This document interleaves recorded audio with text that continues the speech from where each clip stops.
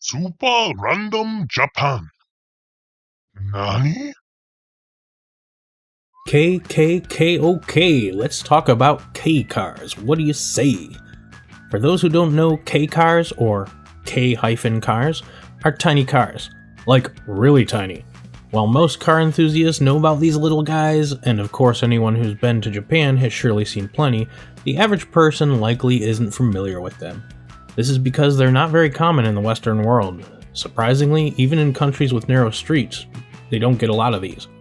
They're like a sub-compact vehicle.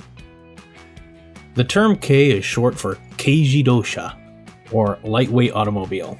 It's a particular brand of vehicle that is smaller, lighter, and weaker than standard automobiles, as the name implies. This class of car started after World War II to help people who couldn't afford a standard vehicle. It also expanded the possible markets for auto manufacturers. Throughout the decades, there were also many tax incentives to increase the popularity of Kei cars. Japan's taxes are rough. I remember I once had a student offer me a free Integra in Japan, and I was totally stoked. However, older cars tend to be heavily taxed in Japan. That's why most people drive newer cars. Plus, parking is expensive. After doing the math, I had to turn it down. That's right, I couldn't afford a free car. That's why people go for cars like Kei cars. They're easier to park and have lower taxes. However, in recent years, these tax incentives have been drastically reduced. Thus, the main reason people still buy them is for their size and economic potential. After all, space in Japan is very limited. In fact, there are even parking spaces designated Kei, so if you see this kanji, you know those are only for those cars. Though, if you're driving a bigger car, you probably know you can't fit anyway. Having a small car lets you go and park many more places than a standard vehicle could.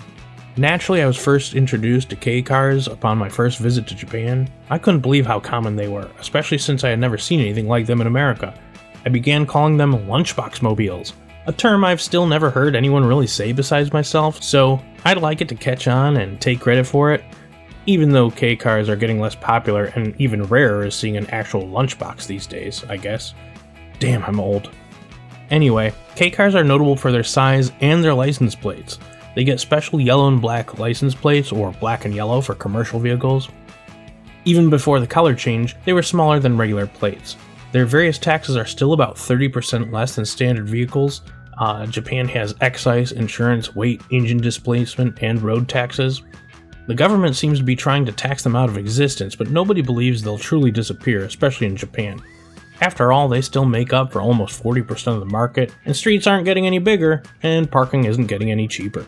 Kei trucks are especially popular for small farmers and businesses. They can haul items to and from the smallest and narrowest areas. Many are even all-wheel drive.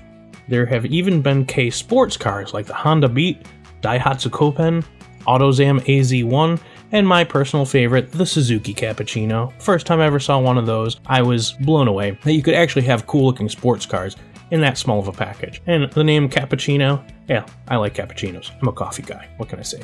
As for standards, a Kei car is defined by its dimensions and engine displacement.